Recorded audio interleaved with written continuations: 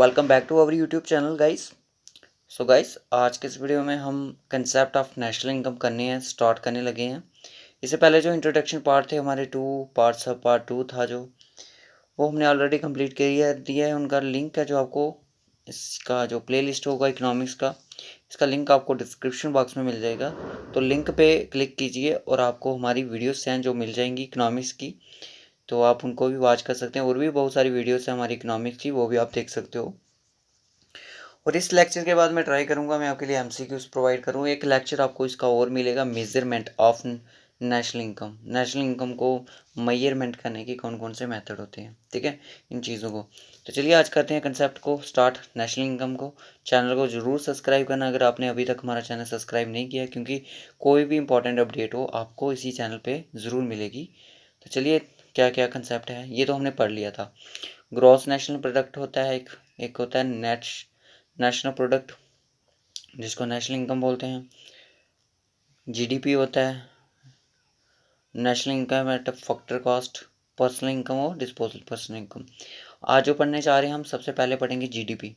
GDP के बारे में सभी बच्चों ने पढ़ा होगा, पंचायत अकाउंट असिस्टेंट के जो एस्पायरेंट्स हैं, ये चीज़ उनको पहले भी थी, तो उनके नोट्स जो ऑलरेडी पहले के बने हुए हैं, तो आप देख लें, इस वीडियो को सिर्फ सुन ही लें।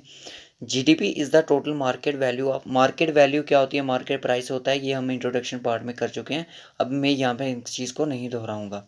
कंट्री आउटपुट, जीडीपी एक मार्केट वैल्यू होता है जो कंट्री का आउटपुट होता है। It is a market value of all the final goods and services produce within a financial year. Financial year का मतलब पता ही है ना, 1 April to 31 March. Why factor of production, factor of production में आपका लैंड लेबर कैपिटल और entrepreneurship जो भी होता है, इसमें आपकी जो भी प्रोडक्शन होती हैं with in a financial year, goods and service की प्रोडक्शंस होती हैं, तो उसी को हम जीडीपी बोलते हैं। Located with in a country, एक कंट्री के अंदर, रिस्पेक्टिव ऑफ ओनरशिप, ओनरशिप का यहाँ पे रिस्पेक्टिव रहता है। और एक चीज़ और रहती है, और क्या है, GDP can be estimate at both factor cost और मार्केट प्राइस। जीडीपी को हम दोनों सिस्टम में हम कैलकुलेट कर सकते हैं, एक तो मार्केट प्राइस में भी कर सकते हैं और फैक्टर कॉस्ट पे भी कर सकते हैं, ठीक है। Factor cost is the price of commodity from the producer. जब प्रोड्यूसर की साइड से जो फैक्टर कॉस्ट है, ये तो आपको पता है, जब चीज़ तैयार होती है, जो उसमें लैंड लेबर का खर्चा आता है, फैक्टर ऑफ प्रोडक्शन का खर्चा आता है, वो आपका फैक्टर कॉस्ट होती है। ये चीज़ हम ऑलरेडी बता चुके हैं।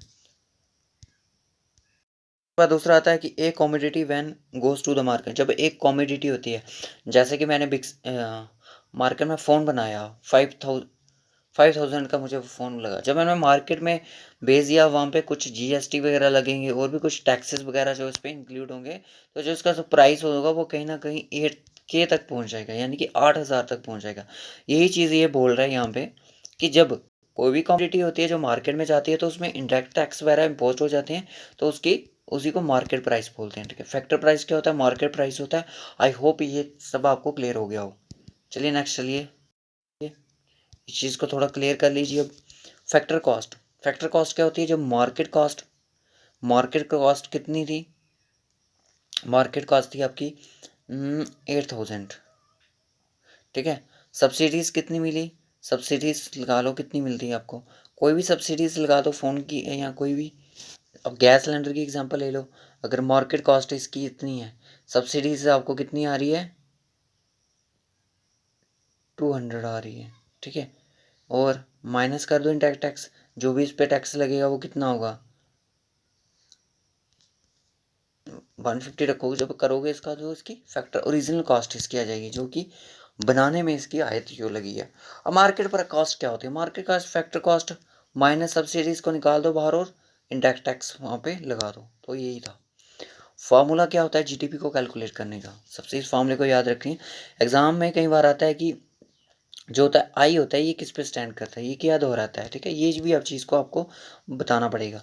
जीडीपी C+GI+G+X-M, ये चीज़ क्या है, देखिए डिटेल में देखिए।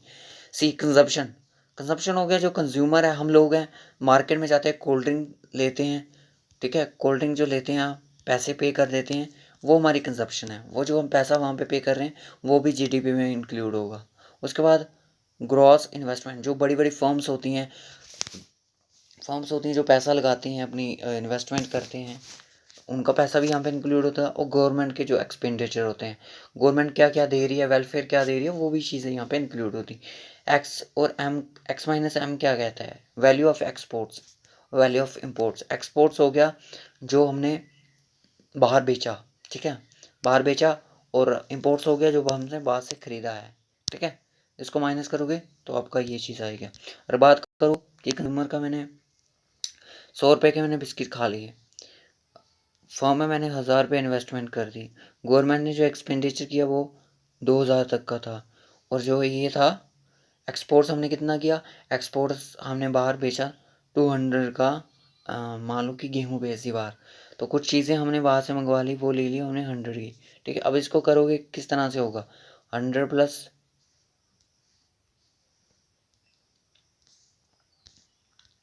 100 प्लस इन्वेस्टमेंट कितनी की, 1000 की, गवर्नमेंट का एक्सपेंडिचर 2000 था, और माइनस कितना हुआ, सॉरी प्लस कितना हुआ, 100 हुआ, ठीक है ना, क्योंकि 200 माइनस 100 100 आएगा।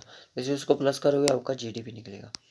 टाइप्स ऑफ जीडीपी, जीडीपी कितने टाइप्स के होते हैं, तो जीडीपी 2 टाइप का होता है। एक तो नॉमिनल जीडीपी, एग्जाम में जेकेएसएसबी ने जनरल टीचर में ये क्वेश्चन पूछा भी था। नॉमिनल जीडीपी होता है, उसका जो प्राइस होता है वो किस लेवल का होता है, तो देखिए जो नॉमिनल जीडीपी होता है ना, उसका जो रेट होता है ना, वो करंट प्राइस पे होता है, जो कि आपका करंट रेट चल रहा है उसी पर ये बेस्ड होता है।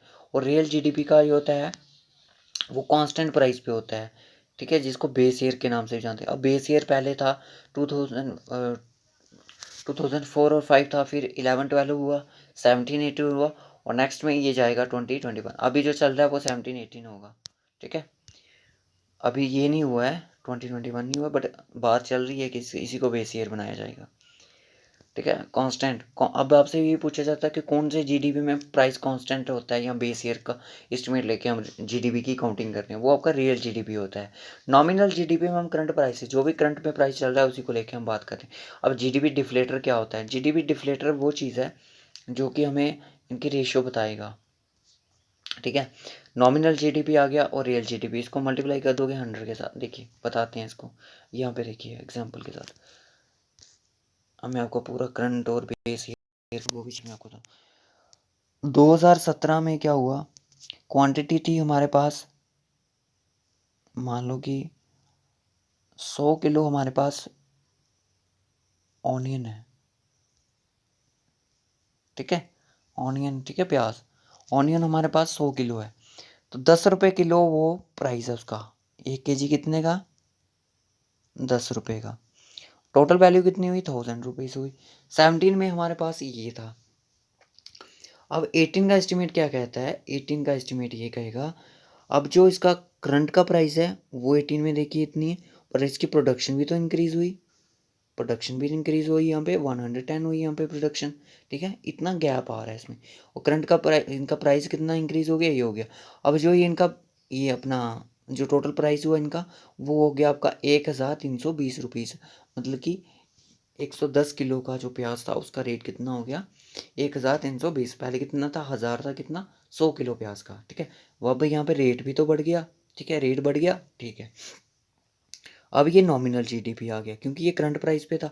अब हम अगर 18 में ही, जैसे 18 का ये करंट तो आ गया ना, अब 18 में ही अगर हमें रियल जीडीपी निकालना होगा जो कि करंट बेस पे होता है, वो किस तरह से निकल, देखिए करंट बेस पे कांस्टेंट, सॉरी कांस्टेंट प्राइस पे क्या होता है कि हमने इसी को हमने अपना बेस ईयर रखा और इसका प्राइस हमने यहाँ पे रख दिया, ठीक है जी, इसका प्राइस यहाँ पे रख दिया, और प्रोडक्शन हमने उतनी ही रखी जितनी 18 में हुई थी। बैक प्रोडक्शन हम पुरानी नहीं लेते, प्राइस हम वही ले उठाएंगे जो पहले था, प्रोडक्शन हम अब वाली उठाते हैं। इसको जब हमने टोटल किया 110, 1100 आ गया, ठीक है ना, 1100 इसका प्राइस आ गया। अब क्या हुआ, और एक बात और है, रियल जीडीपी को इन्फ्लेशन एडजस्टेड जीडीपी भी बोला जाता है, याद रखना एग्जाम में आ सकता है। तो इस तरह से इसको कैलकुलेट किया गया। अब हमने बताया कि जीडीपी डिफ्लेटर में कितना ऐसे प्राइस ज़्यादा है कम है, ये चीज़ हमें बताएगा, ठीक है, बता ज़्यादा ही होगा।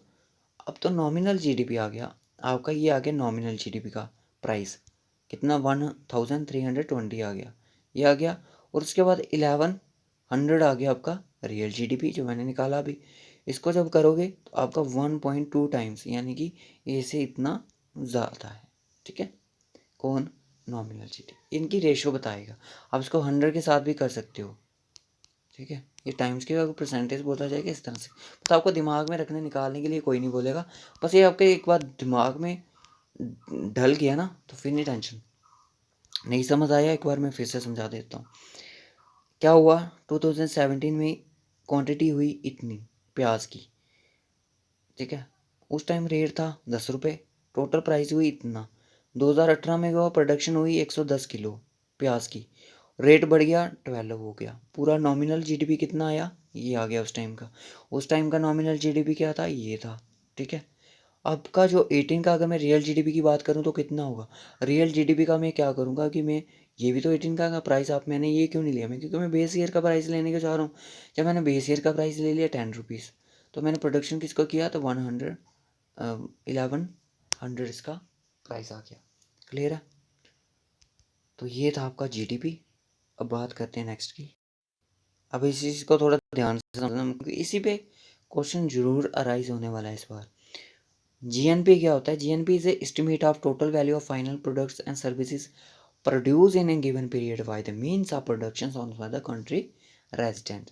जो भी कंट्री का रेजिडेंट है, प्रोड्यूस कर रहा है, उसकी जो फाइनल वैल्यू होगी गुड्स एंड सर्विस की, वो यहाँ पे इंक्लूड होने वाली है, ठीक है। चलिए देखते हैं क्या है।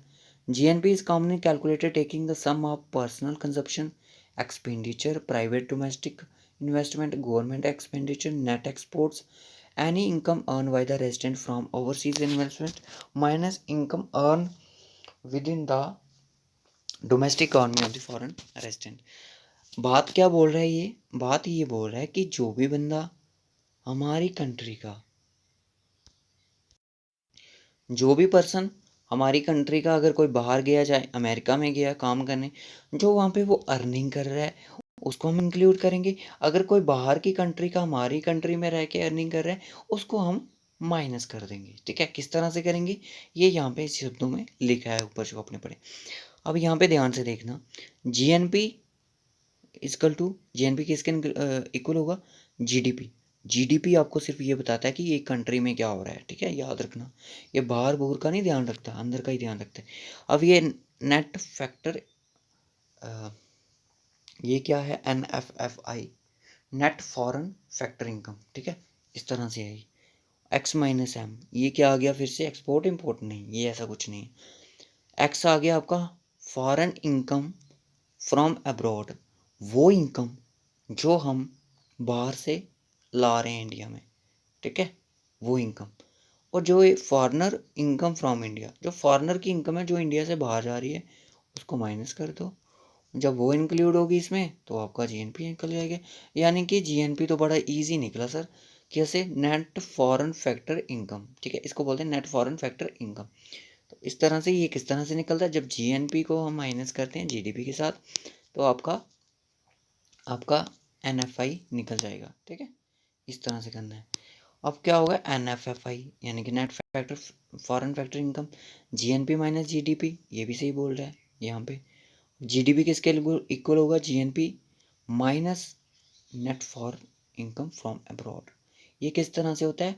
एनएफएफआई ये सर होता है जब कोई हमारी कंट्री का पर्सन अगर कोई बाहर कंट्री में काम कर रहा है, वो वहाँ पे पैसे कमा, उसका जो अर्निंग होगी हमारी जीडीपी में इंक्लूड होगी, जीएनपी में, ठीक है, ग्रॉस नेशनल प्रोडक्ट में। पर हमारी कंट्री में अगर कोई बाहर का पर्सन काम कर रहा है उसकी जो इनकम होगी यहाँ से माइनस हो जाएगी, ठीक है, क्योंकि उसकी जो इनकम होगी वो उसकी कंट्री में जीएनपी में कैलकुलेट होगी। होप सो यहाँ तक सबको क्लियर है। अब आता है कि नेट नेशनल प्रोडक्ट क्या होता है। नेट नेशनल प्रोडक्ट क्या होता है? Means the total value of the produce and services provided in country during the 1 year after the depreciation of capital goods has been allowed for. It can be derived by the subtracting depreciation loss from GNP.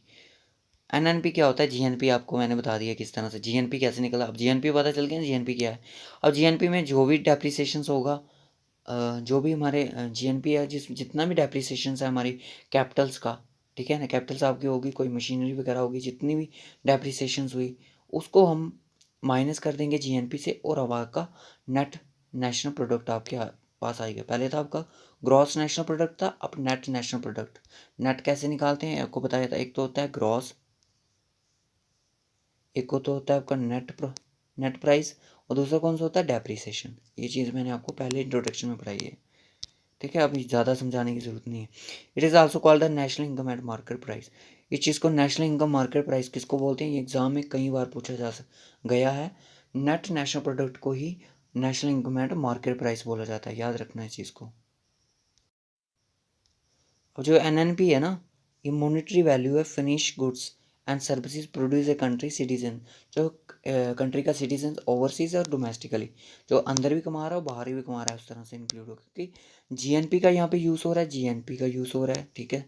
GNP को gross मान लो, GNP से जब depreciation minus कर दिया तो आपका NNP आ जाएगा, ठीक है।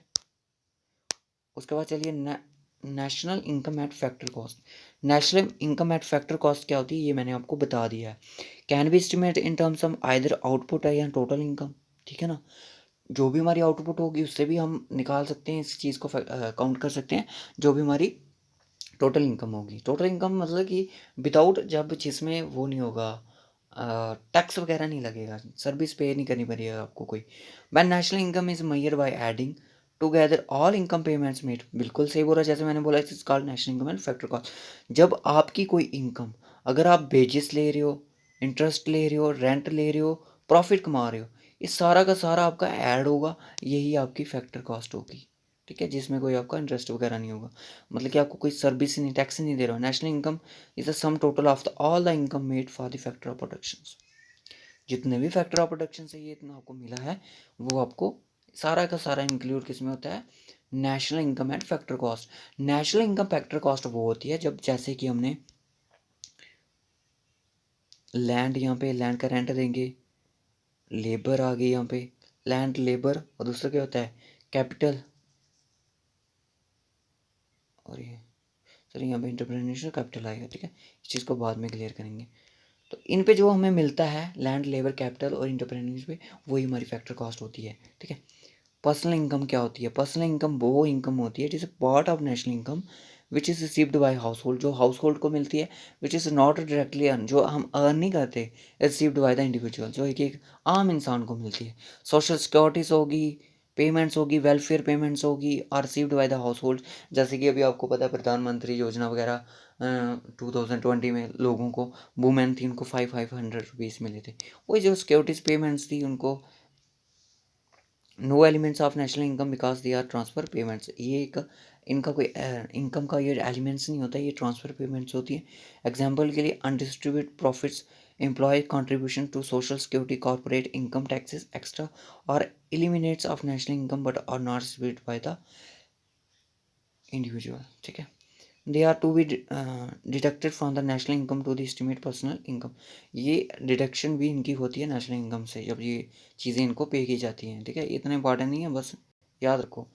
उसके बाद होता है कि पर्सनल इनकम क्या होती है, जब national income plus transfer bye payments, जो पेमेंट ट्रांसफ़र कर दी उसको प्लस करो, माइनस जो कॉर्पोरेट रिटेन अर्निंग्स होंगी उनको माइनस कर दो, और इनकम टैक्सेस होंगे उनको माइनस कर दो, सोशल सिक्योरिटीज़ के लिए जो पैसा लगता है उस चीज़ को माइनस करोगे, आपकी पर्सनल इनकम निकल जाएगी, ठीक है। अब आपसे ये भी पूछा जा सकता है कि पर्सनल इनकम कैसे निकलती है। नेशनल इनकम में जो भी हम ट्रांसफ़र पेमेंट्स होंगी, क्योंकि ट्रांसफ़र पेमेंट्स ही नेशनल इनकम में इंक्लूड होती हैं, तभी तो हमारा पर्सनल इनकम में निकलता है। जो भी हमारे टैक्सेस होंगे जो पे कर देंगे, उसी में से जो बचे खचेगा वही हमारा पर्सनल इनकम होगा। उसके बाद नेक्स्ट आता है हमारा लास्ट, पर्सनल डिस्पोजल इनकम क्या होती है। पर्सनल डिस्पोजल इनकम वो होती है, it is a personal tax payments, income tax for example, non tax payment such as fines और deduct from the personal income, the personal disposal income is the obtained PDI। Personal disposal income होती है personal income, personal tax payments जो tax लगते हैं इनके, person non tax payment यानी कि जो कुछ फाइन्स वगैरह जो हो जाते हैं, ठीक है, उसी को हम पर्सनल डिस्पोजल इनकम बोलते हैं। और पर कैपिटा इनकम क्या होती है, पर कैपिटा इनकम वो होती है जो एक पर इंडिविजुअल की इनकम होती है, जैसे कि आपकी टोटल पॉपुलेशन होगी, टोटल इनकम होगी, इसको डिवाइड करोगे आपकी निकल जाएगी आपकी per capita income, dividing the total national income by the total population. National income जितनी भी आपकी होगी उसको डिवाइड करोगे आप टोटल पॉपुलेशन के साथ, आपका पर कैपिटा इनकम निकल जाएगा। उसके बाद ये क्या बोल रहा है, it is not the average income, ये एवरेज इनकम नहीं है, because it includes the children and non working population but it is serve at the indicator of a country living standard. 18 year से जो भी विलेज लोग होते हैं उनकी जो इनकम होती है वो इंक्लूड नहीं होती है इसमें, ठीक है, याद रखना इस चीज़ को। नेट डोमेस्टिक प्रोडक्ट, इस चीज़ को याद रखो, ये मैं भूल गया था। नेट डोमेस्टिक प्रोडक्ट वो होता है is annual measure of the economic output, जो भी इकोनॉमिक आउटपुट होती है कंट्री में, नेशन में, that is adjusted to account for depreciation calculated by subtracting depreciation from GDP, ठीक है।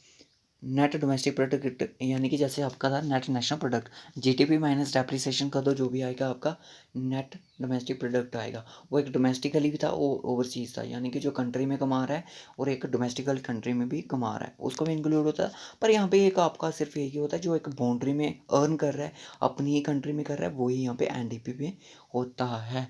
Depreciation the monetary value of the assets, बिल्कुल, decrease over time due to the wear and tear और obsolescence, this decrease the measure as a depreciation, जो एक value को घटा देता है डेप्रिसिएशन। तो दोस्तों ये था concept of national income. Next video में मैं करवाऊंगा आपको मेजरमेंट ऑफ नेशनल इनकम, छोटा ही लेक्चर होगा। Okay guys, bye bye, take care. इस वीडियो को ज़रूर शेयर करना, अगर अच्छी लगी हो लाइक भी ज़रूर करें और कमेंट भी ज़रूर करें। Bye bye, take care.